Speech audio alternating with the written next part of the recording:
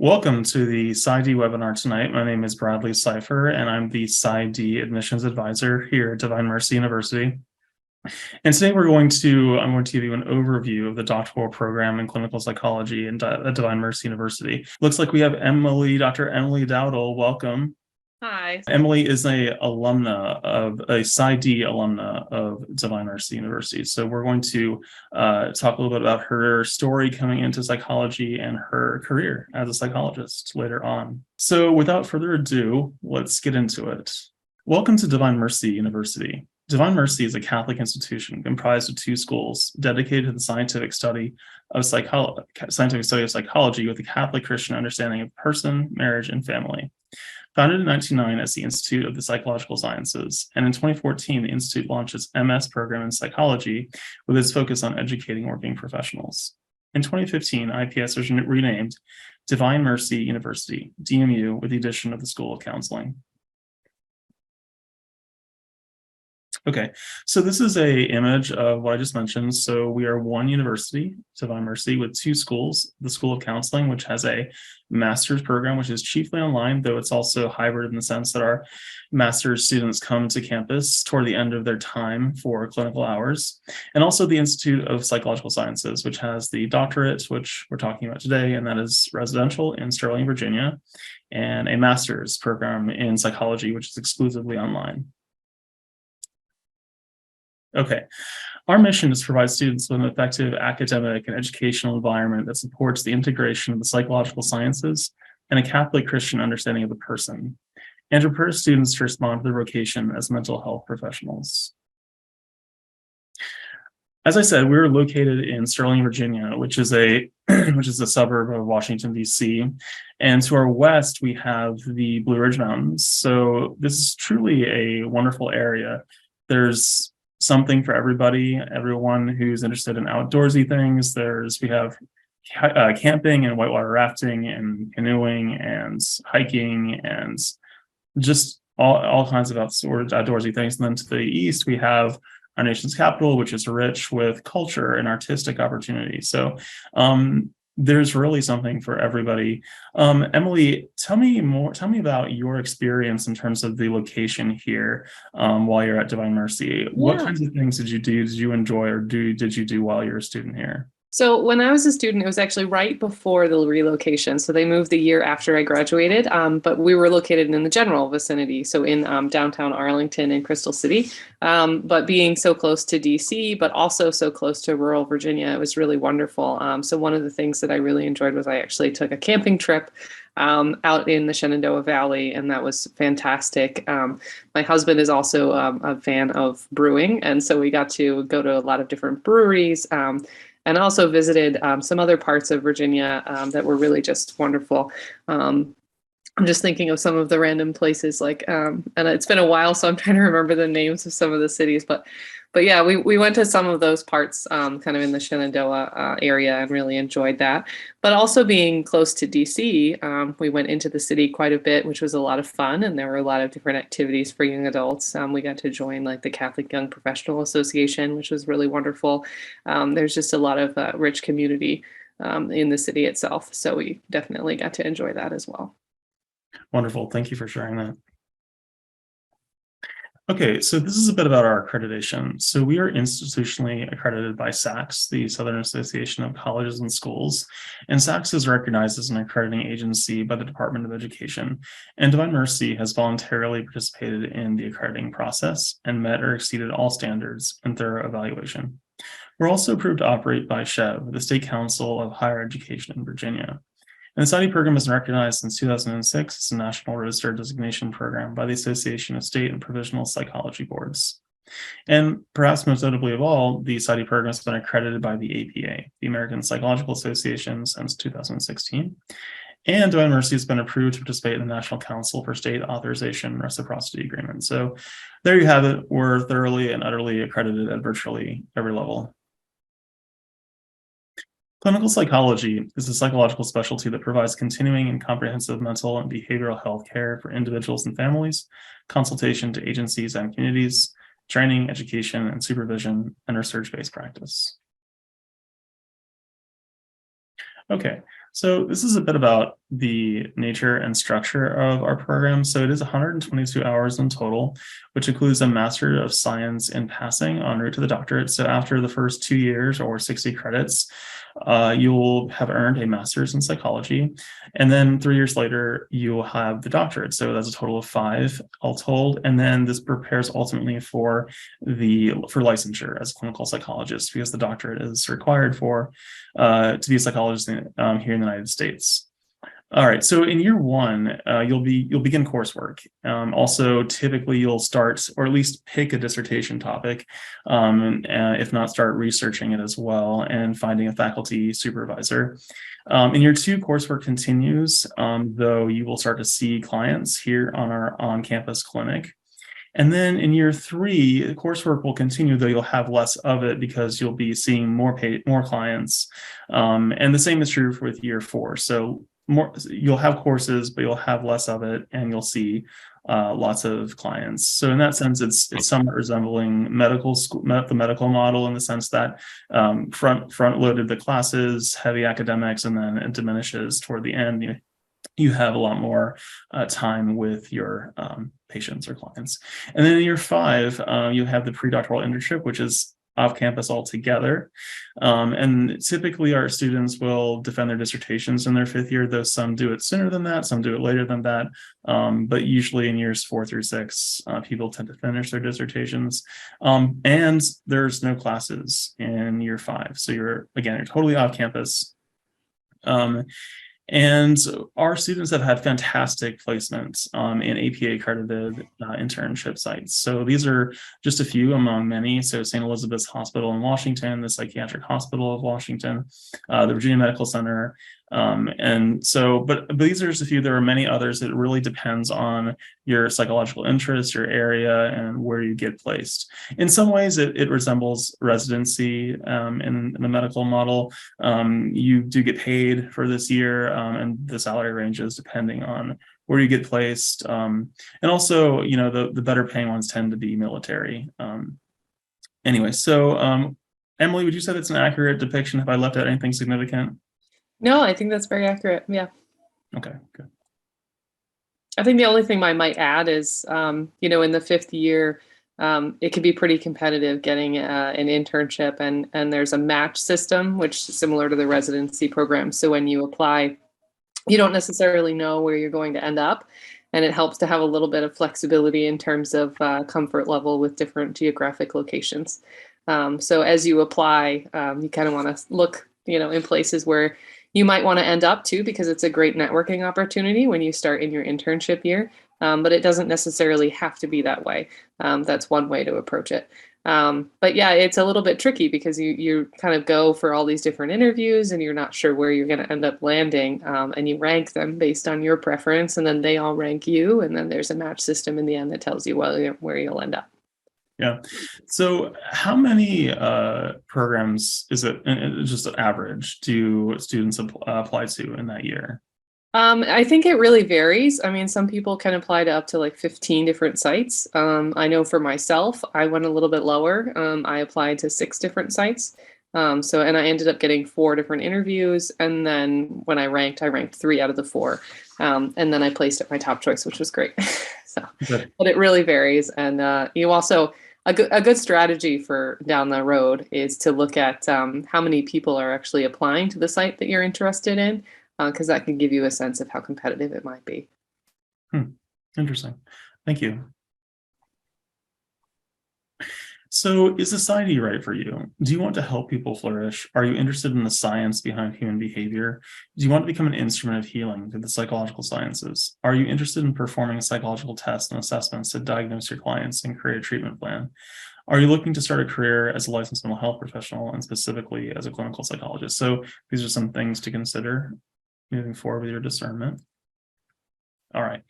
These are the major areas of competency that we aim to achieve in the doctoral program: foundations in psychological science and research, integrity in practice, assessment and diagnosis, therapeutic intervention, professional roles, and clinical practice from a Catholic and integrative perspective. Now, these first 5 are fairly common in a lot of PsyD programs, but we have a 6th that is our Catholic identity that sort of, you might say, orders the science of psychology to really man's final end, which is God.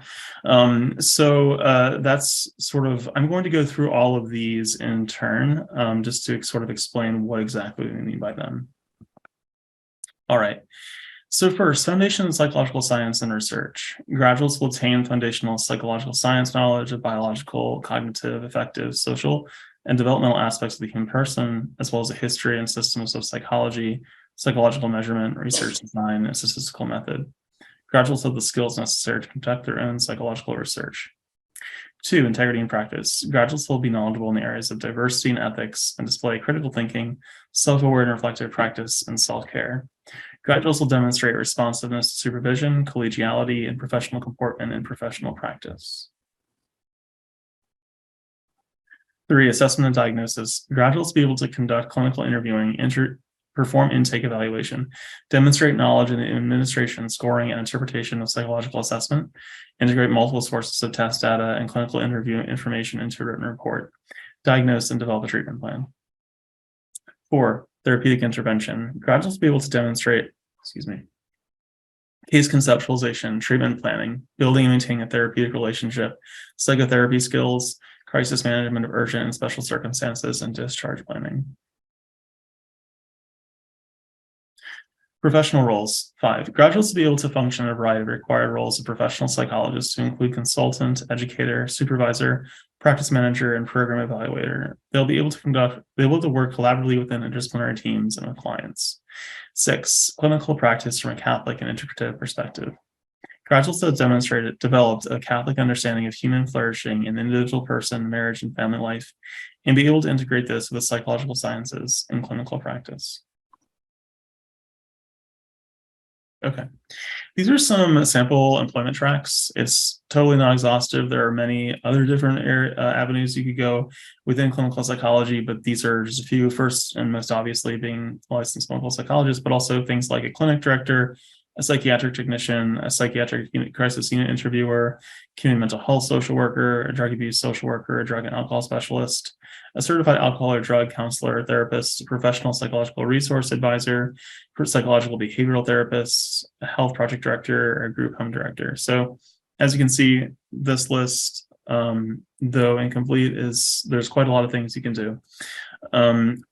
Is there something you would say, Emily, that is sort of obviously missing from this list that you might want to add?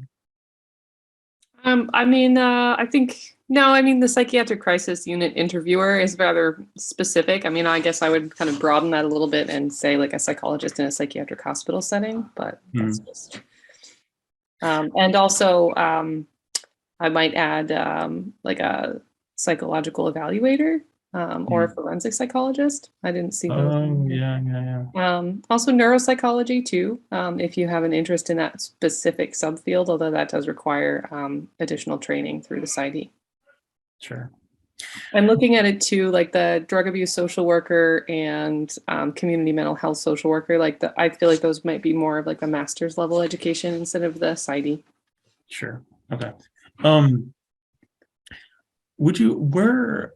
the whole, would you say, is there an area or an area of practice that most of our graduates end up, or is it too varied to even make that kind of a generalization?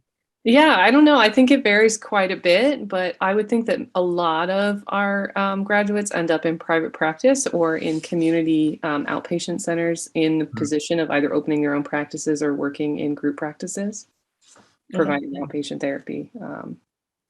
Yeah, good.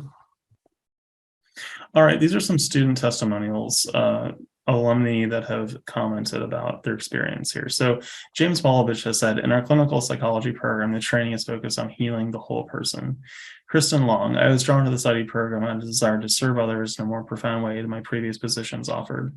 Timothy White, the school is not afraid to teach you what it means to be human at every level, psychologically, philosophically, theologically, and that's why I like it. Then Kirsten Curtis, I'm so thankful for DMU. The faculty members are very supportive and I receive lots of hands-on clinical experience. Okay, so this next slide is a testimonial video by one of our PsyD students who has done work on PTSD, himself having come from a military family.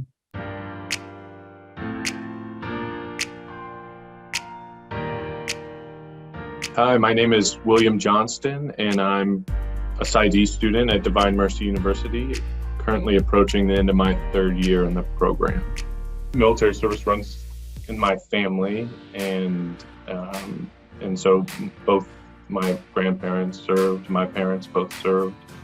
This door, the PsyD program at Divine Mercy University, opened that opportunity for me to continue to give back, to conduct research, and hopefully implement a more robust program to treat PTSD as it relates to combat veterans.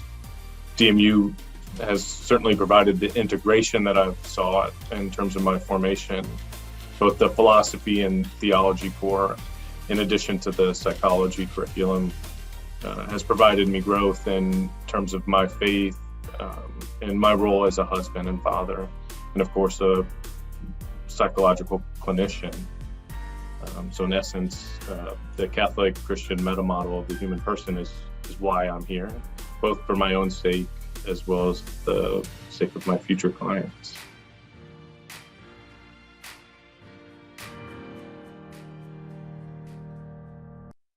Okay, we have another testimonial. This one from an alumna.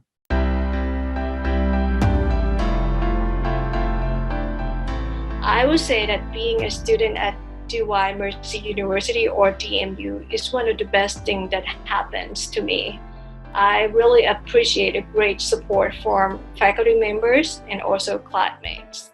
I have gained a great deal of knowledge in all aspects of clinical practice, research, and also professional development. DMU not only provides students with strong academic skills, but also prepares them for a career in psychology. I personally benefit from mentorship with academic advisor and clinical supervisors. As a person, what I most appreciate from DMU is that its mission helped broaden my perspectives in understanding a human person through the lens of Catholicism. Catholic principles, especially in hope, love, and faith, are very valuable and certainly helped me become a better clinician.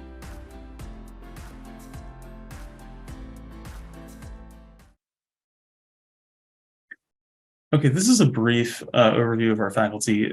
These are just a few professors. We have many, many more, but I would say in general, our program, in addition to being Catholic, is also a generalist program in psychology. So you could get into a doctoral program where it specializes in certain areas within psychology, forensics, things like this, but we really are generalist in nature. So we have faculty that have expertise in virtually every major area within psychology: abnormal, personality, social, developmental, and child. And also you'll get exposed to virtually all of the psychotherapy schools. So CBT, IFS, psychodynamic, existential, humanistic.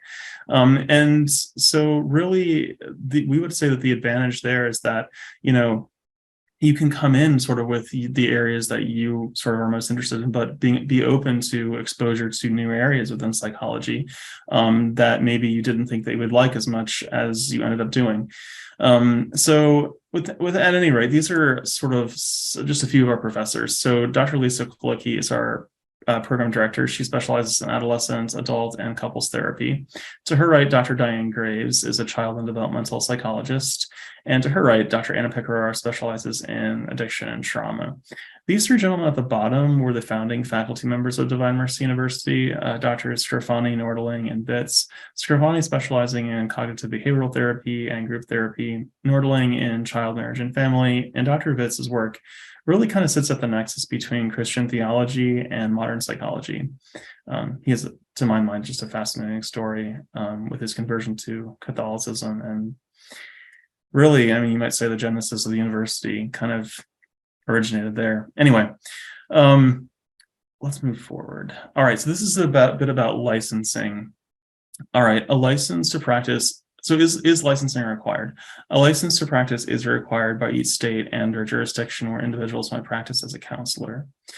When licensing process begins after the student completes the practicum and internship and officially graduates from DMU. States can often do have additional and differing requirements. Students are responsible for checking state requirements where they plan to work and adhere to them. and these typically include national and state exams. DMU will provide a general information related to licensure during the student experience. So who initiates licensing? Licensing is a student-driven process. It's important for the student to begin research of licensure requirements in the state he or she intends to work in as early in the program as possible. Will students be fully licensed after graduation? No. Graduates must work about a year in a supervised clinical environment in addition to other state requirements to be licensed. The graduate may be required to obtain a provisional license for this year period. Be sure to check your state for particular requirements. So, Emily, would you say that this accurately depicts sort of what you went through with licensure? Was it about a year in your case? Yep. It was about a year. Sometimes some states require it, like that postdoctoral year. So you finish your internship, you graduate, and then you work for one more year.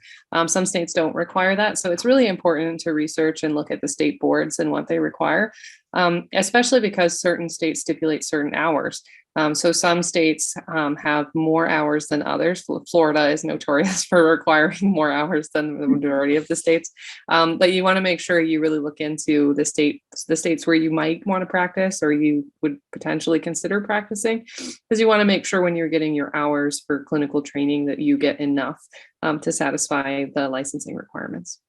Where would you say, where does Virginia lie in that continuum? Is it sort of average in terms of hours? I think so. I mean, most of them are pretty similar. It's just Florida is kind of an outlier that has quite a bit more than the rest. Okay. Yeah. Yeah, I didn't know that. Okay. This is a little bit about what I would describe as a distinction between a material investment and something more spiritual like education. And by that I mean this. So suppose you buy a car, right? Even a really nice car, say, the car will depreciate in value shortly after you buy it. Within a year or two or three, a lot of times it's worth maybe half as much as it was when you actually bought it. But when you invest in yourself, in your mind, in really your soul, you're sort of expanding, the knowledge that's within you, and you're really expanding the value that you're able to offer other people. And specifically in this case with in clinical psychology, the expertise that you're able to offer your clients and to community and really the psychological profession at large, it grows with time. It does just instead of depreciating, it appreciates.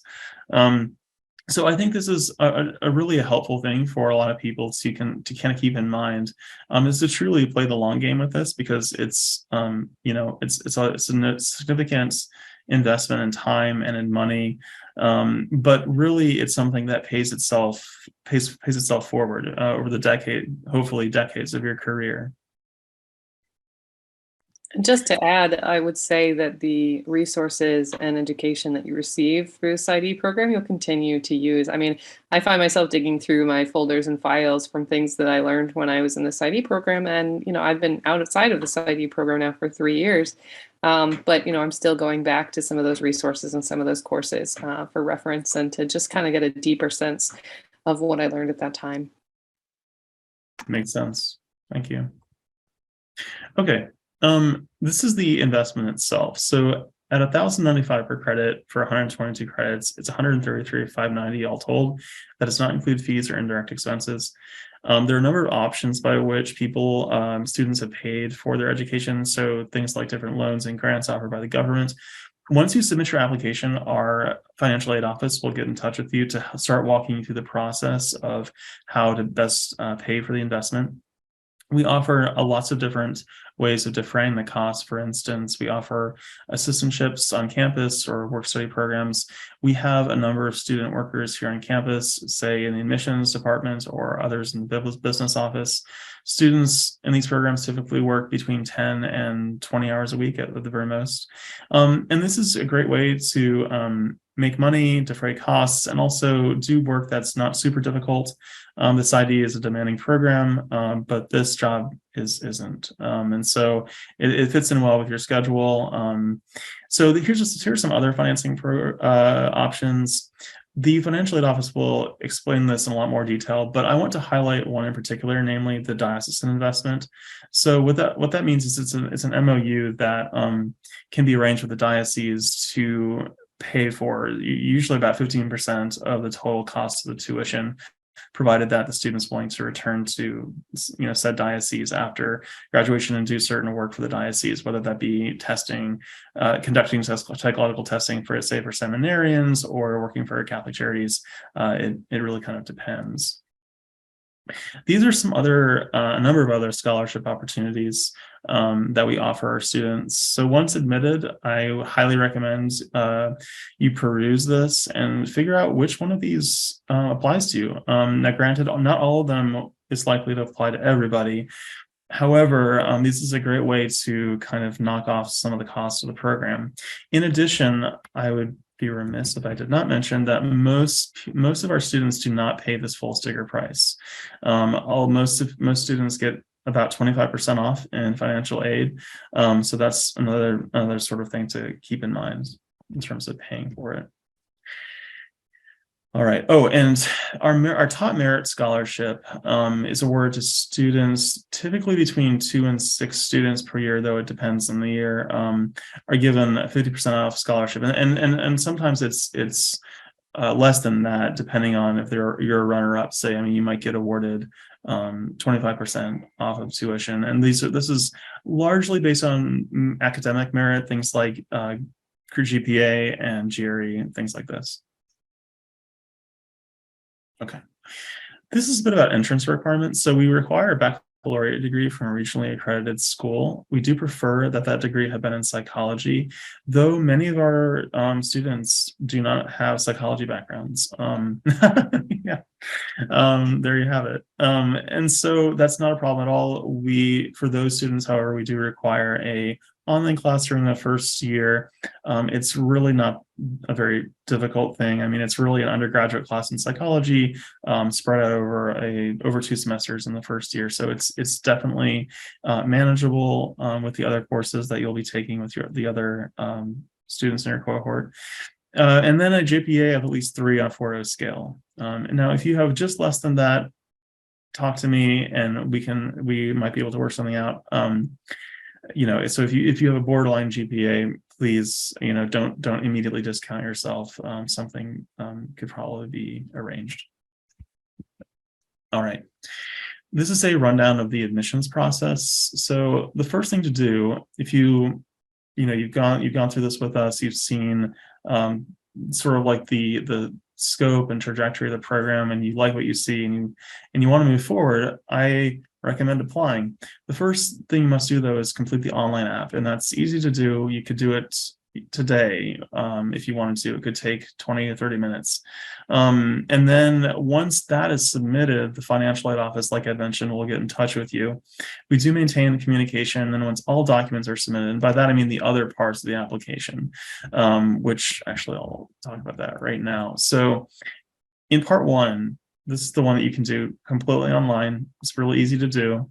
And then the sort of subsequent elements of the application, things like the essays and the resume or the recommendations, these can all come later. So it's important to kind of keep the order in mind. So the first thing is apply online and then attend to the other things. So for the recommendations, 2 of these recommendations must be academic in nature. So that means that they basically need to be professors.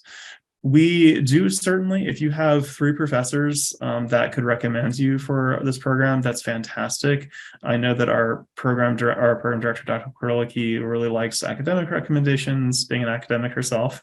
That those are always really good and strong. And then also, but if you don't have 3 academic, if you have 1 who's like a work supervisor, that's totally good. Speaking to things like, your work ethic or your professionalism in whatever work you happen to be engaged in. Now, and we also require official transcripts from post-secondary schools. So if you've gone to college, and then if you've gone to graduate school, please send that as well.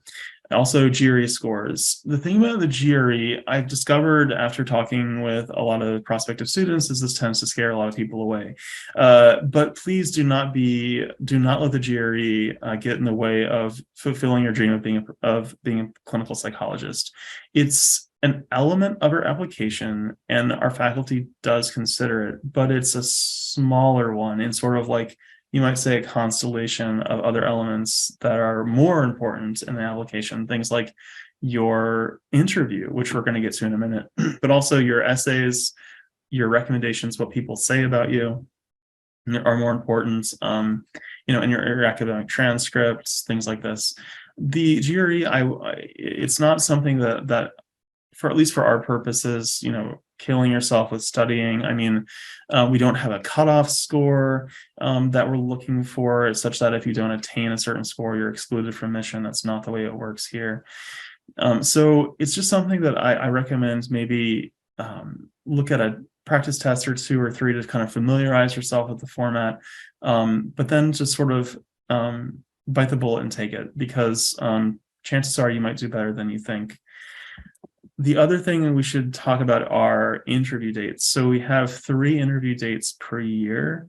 November 11th has passed, so the next one is January 27th. Please disregard this date. This is passed, but we can certainly still take applications. And then the next interview will be in March. But for people who are watching this now, this is a good one to get into, especially if you're a student who has a high GPA and you're competitive for the merit scholarship. This is the last interview that our faculty will consider people for our top merit scholarships. So this is a very good incentive if that's you. So time is of the essence. Okay, what happened? I talked about. Okay, yeah. So once all the documents are received, so by that I mean you've completed the online app, you've got the essays in, the resume, the recommendations, the transcript, and the GRE. Once that's all collected, your file will be reviewed by the dean, and if you're competitive, you'll be invited for a interview, and that's the next one. Like I said, it's in January 27th, and then you'll hear about an admission decision usually within a few weeks thereafter, and then the program will begin in August of 23. Okay, this is a bit about this information about international students. So for international applicants whose baccalaureate degree was earned at an institution outside the U.S., please note this: applicants holding degrees from outside the U.S. must submit any international transcripts to NACIS for approved evaluation service such as WES, or a course-by-course evaluation. Applicants holding degrees from outside the United States must demonstrate post-secondary education that is in a minimum equivalent to a U.S. bachelor's degree. And if the credential is non-English, the credential must be translated into English. And cost of this evaluation is your own. And applicants whose primary language is not English may need to take the TOEFL or IELTS. So this one can be another stumbling block for a lot of students. If you're an international student, say, whose language was not English, and yet you've done American college or American graduate school or something, you'll still be required to take the TOEFL. It's just sort of a policy that we have. So please bear that in mind. It's, if you have an American baccalaureate degree, this should be not a problem. So, okay, that's all I have for my parts. At this point, I'd like to turn it over somewhat to Emily. And Emily, I'd like to ask you, tell us a little about your story in terms of you first becoming interested in psychology in the first place, and why you became attracted to DMU and what caused you to apply to DMU. So let's start there. Tell me about the backstory of your interest in psychology. Yeah, so I started by getting my undergraduate degree at Franciscan University because I was born and raised Catholic and very much interested in theology. And at Franciscan, I decided to study multimedia communications because I had an interest in graphic design, art, photography, and I wanted to go in that direction. So when I graduated, I went back home, but unfortunately it was during the recession. And so it was really hard to find a job in 2009. And so I kind of did a lot of different things. I was walking dogs, I was working at coffee shops while I built my own photography business. And I was also doing freelance graphic design. And I built a photography business and it went really well. And right when it was kind of peaking with like 25 weddings a year, which is a pretty good number, if you think about it in terms of weekends, it was really starting to be successful and people were calling and interested. I had a change of heart. I decided I wanted to be a psychologist. It kind of came a little bit out of nowhere in terms of I met a DJ at a wedding that I was photographing who was a DJ and also a counselor. And he talked about counseling veterans in a PTSD. We're doing work with PTSD with veterans I think he worked for the VA. And he just talked about how, going from that experience to the weddings on the weekends, he really got exposed to like the full breadth of human experience. And I was very intrigued by that, right? Because when you're a wedding photographer, you're seeing people mostly on their best day, right? Like you're seeing sometimes family drama comes up, but for the most part, people kind of tuck that away and just want to celebrate. I've had some experiences in my own life and in my family of people suffering with mental illness and trauma. And it occurred to me that was something that I might be able to do. I've always kind of had an empathic ability and a sense of where people are and wanting to meet them where they are. And I realized that I could actually use that skill that I already had sort of developed to help other people kind of navigate their difficulties. So I was interested, but I had never studied even a single course of psychology. And I was like, how does one go from a bachelor's degree in communications to becoming a psychologist? And so I started looking. And then I stumbled across Dr. Greg Bottaro's blog. And this was kind of at the early stages of his kind of career, which is blown up certainly with Catholic Psych Institute. But it was very early in his day. So he had a few blog posts up, but one of them that he had put was just about the program that he went to and how it integrated, John Paul II and theology of the body and Catholic teaching and the philosophy. And I was like, wait a minute, all this stuff I studied at Franciscan, because I did get a minor in theology and I took a bunch of philosophy classes. And I was always intrigued by the philosophy of the human person. And I really kind of in college really fell in love with John Paul II, some of his works, and took some classes in marital theology and felt that all of that stuff was really powerful and awesome, but had no idea what to do with it. And then here came this opportunity to integrate that with psychology at IPS. And at the time it was IPS, the Institute for Psychological Sciences, when I started. So I decided, since I was kind of looking for something different and looking for a way to work with people in a different way than I was already, that I would give it a shot. So I applied. And I really wasn't expecting to get called in for an interview because I had no background. Wow. I thought my grades from graduate school were decent, but I was, 5 years prior. So I was like, how is this even relevant? I wasn't sure how it was going to go. And I got called in for an interview and I was really just like, oh, this is happening. This is real. So I went to Crystal City and to the campus that was just in like an office building in Arlington. And I was like, what is this place? And I remember in my interview, I met Dr. Scrufani. He was one of the people that interviewed me. And my favorite interview question, I'm not going to give it too far away just in case he still uses it, but he asked about, I'll say a side thing. He asked about interests in terms of characters. And I thought the integration there of bringing in sort of story and narrative into even just an interview question was really fascinating because I've always been interested. I studied film studies as well, and I've always loved movies and books and stories. So it was really exciting to even think about that as something that could be part of the process. So I was really intrigued by Dr. Scrufani and really excited when I found out that I was accepted. And so my life kind of changed dramatically when I moved to Arlington the following year. Wow. Thank you. That's fantastic. What a great story. So once you came to DMU and then you graduated and went on, what kind of work have you become involved in since then? Yeah, so through my internship, I was actually in the first class that had the internship start in the second year. So I felt like that was a big change and shift because the school was still kind of very much developing their process. And so I got a lot of different experiences through my internship years, basically not the internship years, but practicum years. And so there was a lot to choose from. And I decided I really wanted to get into assessment, which is something that I really enjoy, providing the psychological testing. But also I enjoyed working in hospital settings. So I decided to pursue that a little bit further. And I got a pre-internship placement, an externship with the Psychiatric Institute of Washington. And I really flourished in my training there. I had a wonderful supervisor, Dr. Marshall Woods, who was very invested in the Rorschach, which also Dr. Kowicki taught, and that was a great class. And I fell in love with assessment and wanted to pursue that further. And I liked the hospital work, and I wanted to see the difference between private hospital and state hospitals. So I applied to a lot of state hospitals for my internship year, and that brought me to Maine in their state psychiatric hospital. So I did work there with both forensic and civilly committed people.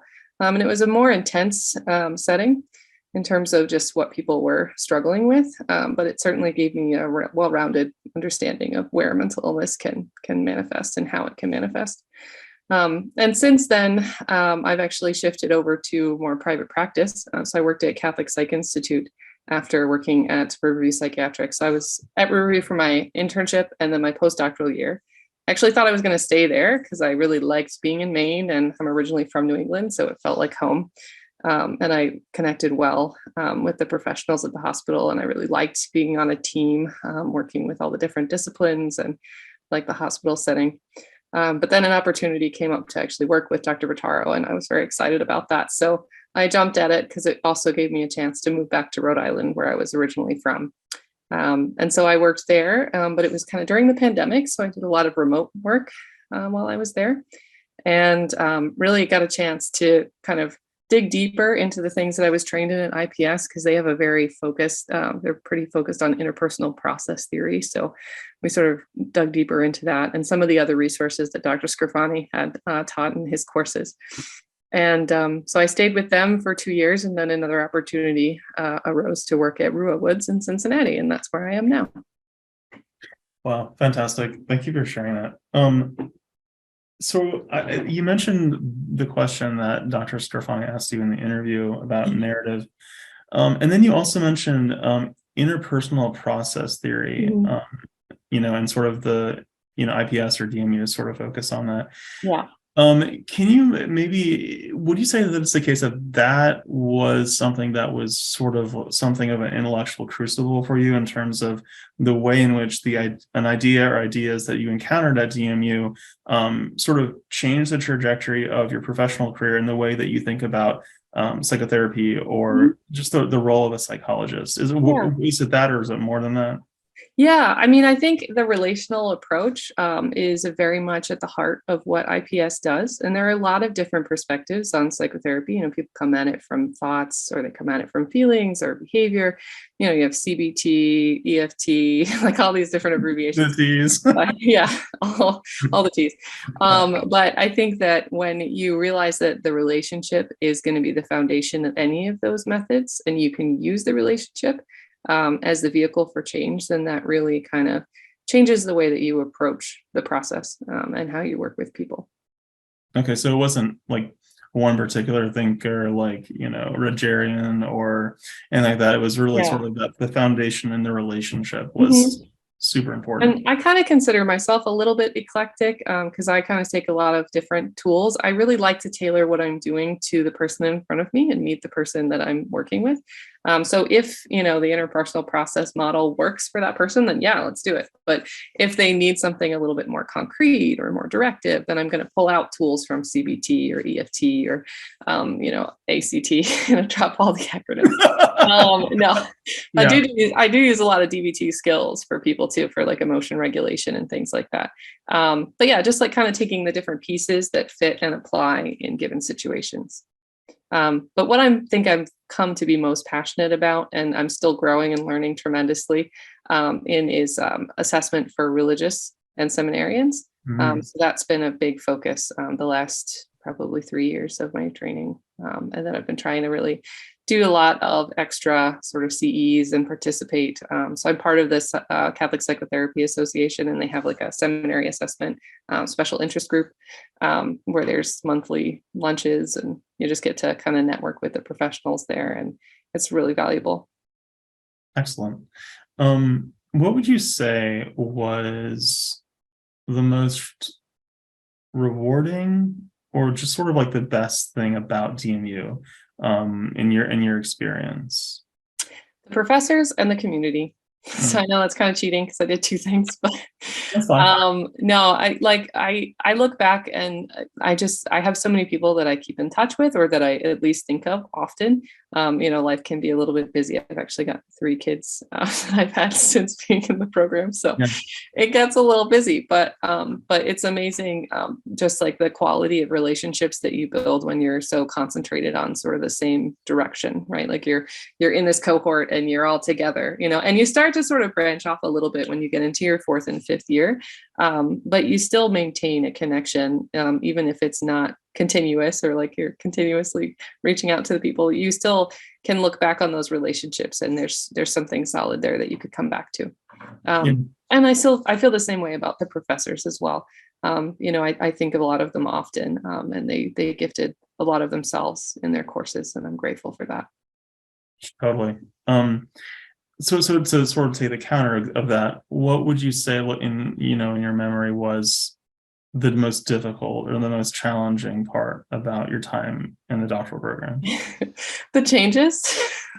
I was at a time when things were fluctuating a little bit for the university. I mean, I was there when it was IPS, and then it was the transition to DMU, and they were kind of restructuring things and going through APA accreditation. So Wow. There was a lot happening while I was there. So that was it definitely made it a little bit harder at times.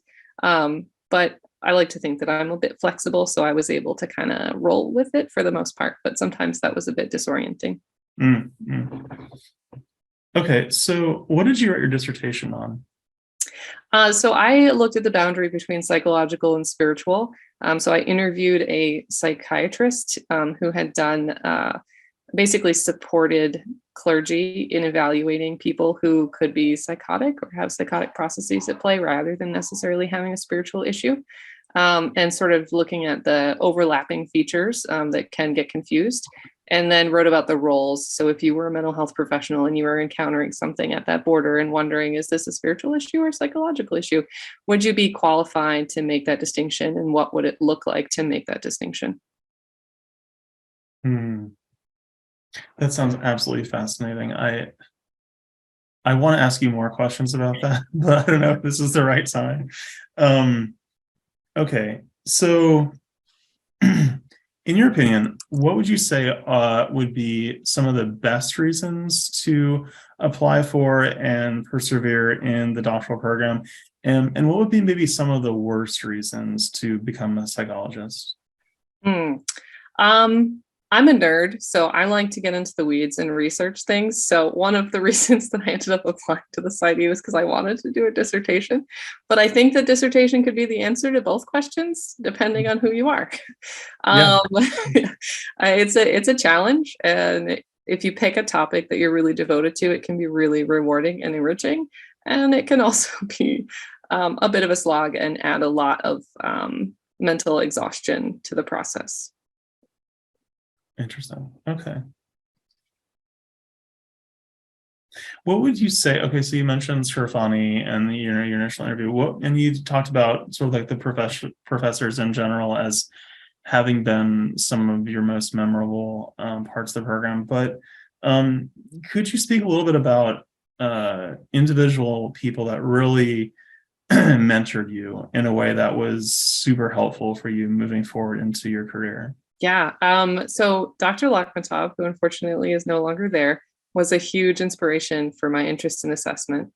And Dr. Lee, her course on the history of thought in psychology was, and still is, just something that I continuously go back to and reflect on. And she was also a supervisor for me as well in the clinic. And then also Dr. Buenaventura. She was the clinic director, and she was new to it in my first year. But she was an incredible supervisor. Okay, this question is sort of similar to what I asked you before about, good and bad reasons to do the doctorate. Let's say somebody is sort of on the fence between counseling and clinical psychology. Is it really going to come down to the scholarly dimension in terms of whether you feel better suited for one or the other, or is there something else about the nature of the two disciplines that? Yeah, I can answer that. I know I'm interrupting your question, but I think it's the mobility and flexibility. So when you have the doctorate, I think you can do a little bit more. Like if you're interested in leadership roles or interested in administrative work, you have a lot more options with that regard. Like if you wanted to direct a clinic or if you wanted to be a training director. So there's some more managerial opportunities. Whereas I think without the master's, without the doctoral, if you're at the master's level, you might not necessarily escalate to those levels. Okay. Would it be fair to say though that on average, clinical psychologists deal more with more severe cases of mental illness, or is that? I don't think that would be fair to say. Okay. Yeah. No, I think that master's level and social workers are going to get exposed to that just as much. But I think you'll have more tools and a bit more training and a little bit more nuance when you do the doctoral level. Okay. So you might be more prepared for something like that. Yeah. And you might have like a better conceptualization of what's happening and where to move with the person. Good. What would you say is the biggest myth, maybe biggest or a few of the biggest myths about psychology that you would just love to bust? That it's just a bunch of self-help, or that all we do is talk about your parents. Okay. That's fair. Okay. Yeah, the parent question is important, but it's not just to like bash parents. It's to help you integrate what your childhood meant and what your parents' parenting style, how that affected you, you know? So yeah, jokes around that, I think I'd want to just kind of swat away. Gotcha. I just want to thank you so very much for joining us this evening and taking the time out to do it. And so with that, I would like to wrap up for tonight. Again, if you have any questions about the PsyD program, don't hesitate to get in touch with me. I've left my Calendly link in the chat, and I've also left my email address and also the application link should you want to apply. And please, again, reach out to me. I look forward to hearing from you all. Take care. Bye-bye. God bless.